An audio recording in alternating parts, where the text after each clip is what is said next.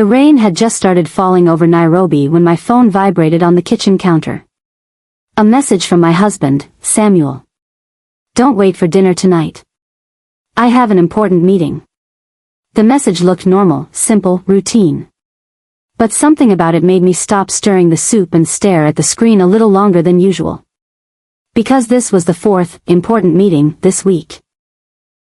My name is Nia Kamau, and until that night I believed my marriage was strong enough to survive anything. What I didn't know was that my husband had already decided our story was over. He just forgot to tell me. Samuel and I had been married for 7 years. We met at university in Kenya, both studying business. Back then he was charming, confident, and full of plans for the future. He always talked about success, about building a company. About becoming someone important.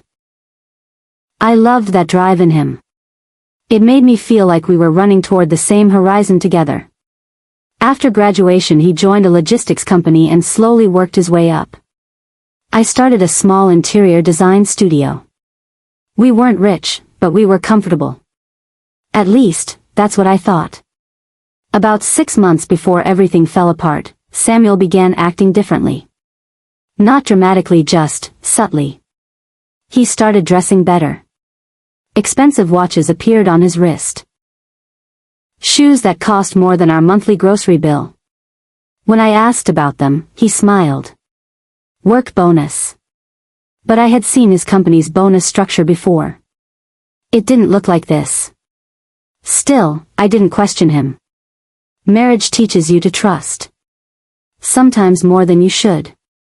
Then came the strange questions. One evening while we were sitting on the balcony watching the sunset, Samuel suddenly asked, "Mia, do you think people should marry within their social class?" The question caught me off guard.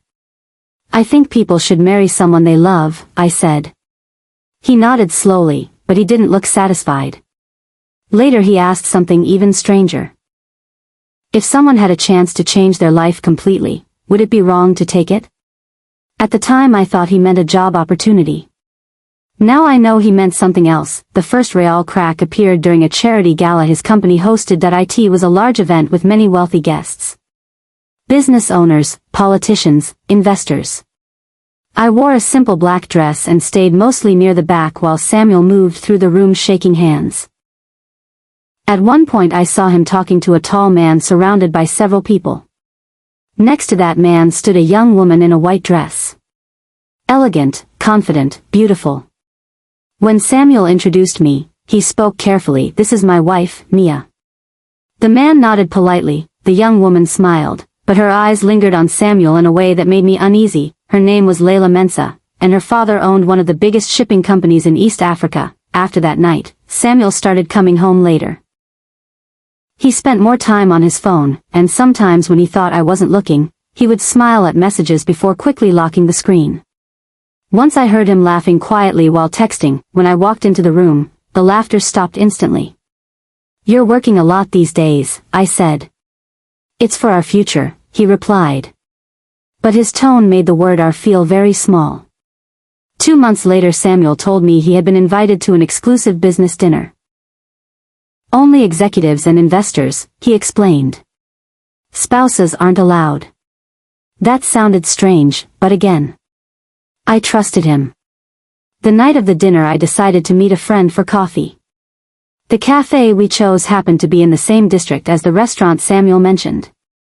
When I passed by the building on my way home, I noticed something unexpected. Samuel's car was parked outside. Curiosity made me glance through the restaurant window, and that's when I saw him. Samuel wasn't sitting with executives, he was sitting at a small candlelit table. Across from him sat Layla Mensa. And they weren't discussing business, they were holding hands. The realization. I didn't go inside, I simply stood on the sidewalk watching them through the glass. Samuel looked different. Relaxed. Almost proud. The way someone looks when they believe they've finally reached the life they always wanted. And suddenly all the strange questions he had asked me made sense. He wasn't asking about opportunity, he was asking about replacement. Instead of confronting him immediately, I went home. I waited. 2 hours later Samuel walked through the door looking exhausted. How was the dinner? I asked. Long, he said, loosening his tie, lots of investors. I nodded slowly. Then I said something he didn't expect. Was Layla there too? Samuel froze. For the first time in 7 years, I saw genuine panic in his eyes. At first he tried to deny it.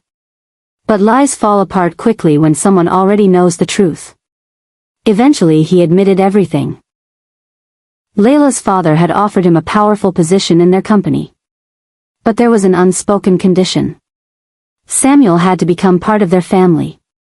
He believed marrying Layla would open doors he had dreamed about his entire life. So what was I supposed to be? I asked quietly. He looked down. I was going to tell you eventually. That answer hurt more than the betrayal. The next morning Samuel left the house early.